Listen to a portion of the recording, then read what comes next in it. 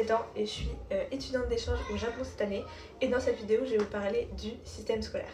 Je m'excuse d'avance s'il y a du bruit parce que je suis dans une famille d'accueil avec 6 enfants. Donc s'il y a du bruit, c'est normal et je suis désolée.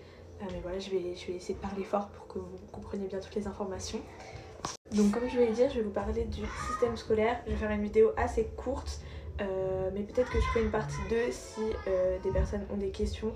D'ailleurs n'hésitez pas à me poser des questions en commentaire si vous en avez, j'y répondrai dans une prochaine vidéo si ça vous intéresse.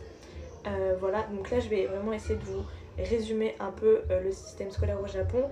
Et petit aparté, je me base sur mon expérience et sur ce que moi je vis dans le lycée où je suis actuellement, mais bien évidemment ça peut changer en fonction des lycées. Alors d'abord en ce qui concerne les horaires d'une journée de cours, donc moi je commence à 8h35 le matin et je finis à 15h15 ou 16h15. Donc on a soit des journées de 6 heures de cours, soit 7. Les cours durent tous 50 minutes et on a une pause de 10 minutes entre chaque cours. On n'a pas de récré comme on a en France, mais donc voilà, on a des pauses entre chaque heure de cours. En ce qui concerne la pause de midi, on a 45 minutes pour manger de 12h40 à 13h25. Mais donc, dit comme ça peut paraître peu, mais vu qu'il n'y a pas de cantine au Japon, en fait on mange en classe et on apporte notre repas. Voilà. Mais il y a aussi, moi je sais que dans mon école, et il y a beaucoup d'écoles où c'est comme ça, il y a aussi de la nourriture à disposition à l'achat dans l'école, ainsi que des boissons.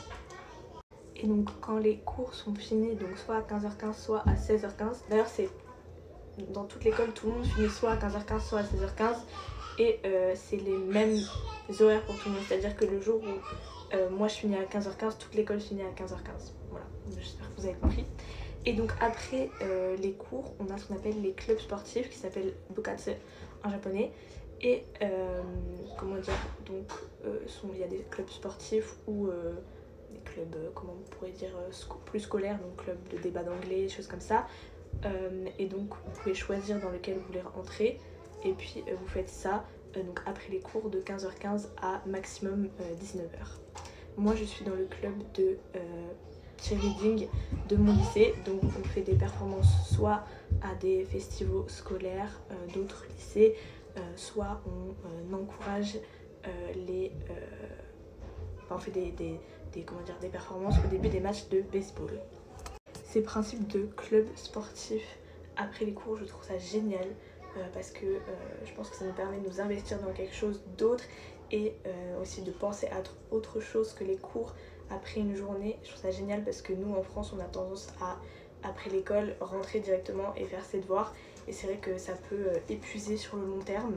Donc là je trouve ça bien d'avoir vraiment autre chose en plus des cours à l'école. En comparaison avec la France, au Japon, en tout cas dans mon lycée, on ne change jamais de classe, c'est-à-dire qu'on a une classe attitrée et comment dire, on ne change pas entre chaque cours comme en France. Mais ce qui veut aussi dire qu'à la fin de la journée, on fait le ménage dans notre classe. Donc je trouve que c'est bien aussi parce que ça nous responsabilise en tant que lycéens. Voilà.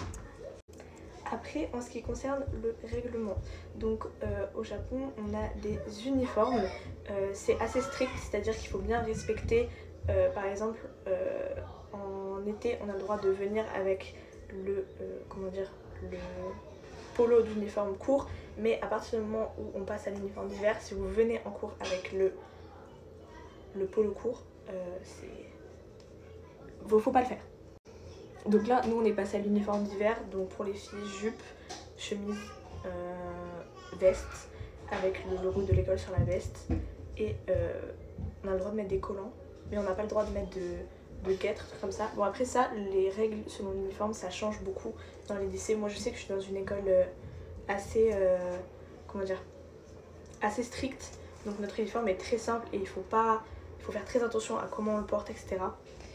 On n'a aussi pas le droit au maquillage, donc vraiment zéro maquillage.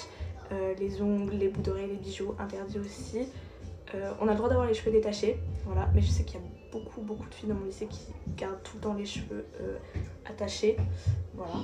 Autre chose concernant le règlement et que j'ai découvert cette année, donc en venant au Japon, parce qu'on n'a pas du tout ça en France, à chaque début et fin de cours, on a des, comment dire, on doit faire une genre de salutation pour comment dire, demander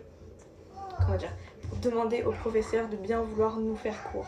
Voilà, c'est assez flou dit comme ça, mais en gros je vous explique. Au début du cours, on est assis, il y a quelqu'un qui va dire une formule en japonais, on va s'incliner et dire s'il vous plaît.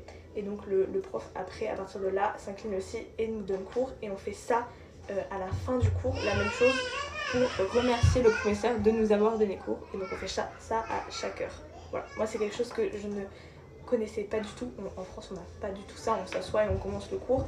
Donc là au Japon il y a vraiment ce truc de s'incliner avant de commencer le cours pour, comment dire, remercier le professeur de nous donner cours. Ça peut paraître assez fou comme ça, mais en réalité maintenant que je le fais, je trouve ça assez normal en fait, parce que bah voilà, je trouve que c'est du respect et je trouve ça assez normal. En ce qui concerne les matières, c'est pas tout à fait pareil qu'en France, ils n'ont pas ce truc de spé, etc. Bon, après moi je suis en première année de lycée là-bas alors que je suis en terminale en France. Mais je sais qu'en deuxième année et troisième année, ils peuvent choisir quand même des parcours plus scientifiques ou plus littéraires. Mais là pour moi en première année, c'est vraiment très général, même si dans mon lycée ils sont plus axés scientifiques, j'ai l'impression, parce que j'ai maths tous les jours. D'ailleurs je ne comprends pas grand chose, mais c'est pas très grave. Donc j'ai maths tous les jours, comme matière physique, SVT, chimie, histoire, EMC, beaucoup plus de EMC que nous en France. Anglais également, mais moins que nous en France. Également japonais, donc littérature japonaise comme on a nous français en première au lycée. Également art plastique, on peut choisir entre art plastique et musique, moi j'ai pris art plastique, 2 heures par semaine, et sport 1 heure par semaine. Donc sport ça fait moins qu'en France, car 1 heure par semaine, alors qu'en France on a 2 heures par semaine, mais sachant qu'on a les activités sportives déjà après les cours, je comprends pourquoi on a qu'1 heure par semaine. En ce qui concerne les devoirs, ils ont beaucoup de devoirs, mais ça n'a rien à voir avec nous, c'est-à-dire qu'ils fonctionnent beaucoup par exercice, par quiz, choses comme ça,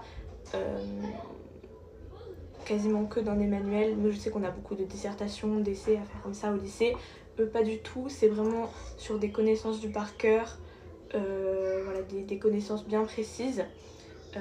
Donc ce qui me fait dire aussi que les évals, comment dire, si vous apprenez votre cours et si vous travaillez au Japon, j'ai l'impression que c'est, comment dire, c'est facile d'avoir une bonne note à partir du moment où vous travaillez, parce que ça se base sur des connaissances bien précises, donc vous pouvez pas vous tromper si vous avez appris votre cours.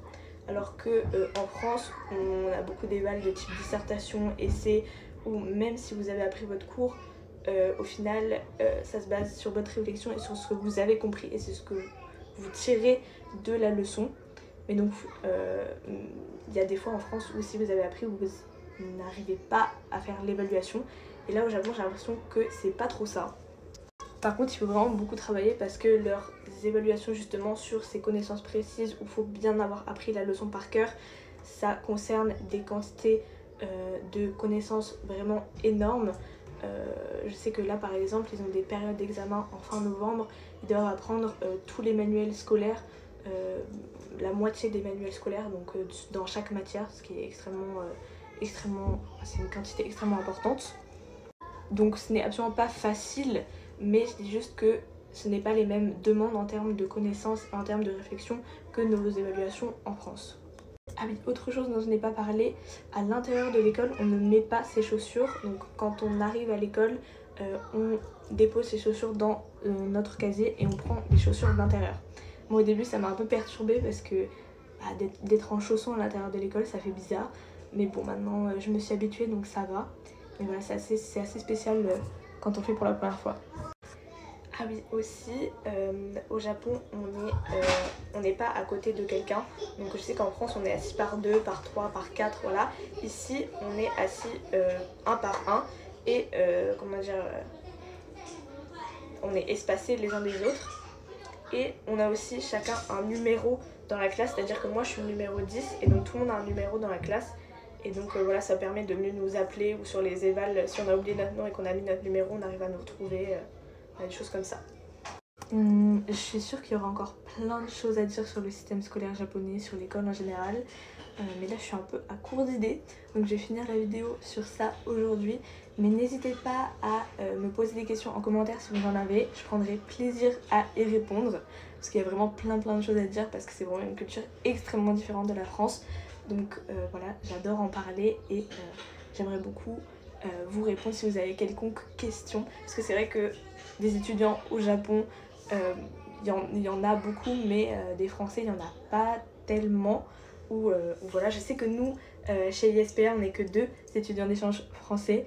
Donc n'hésitez pas à me poser des questions si vous en avez. Et je vous dis au revoir, passez une bonne journée, soirée, quoi que ce soit. Et je vous dis à très bientôt.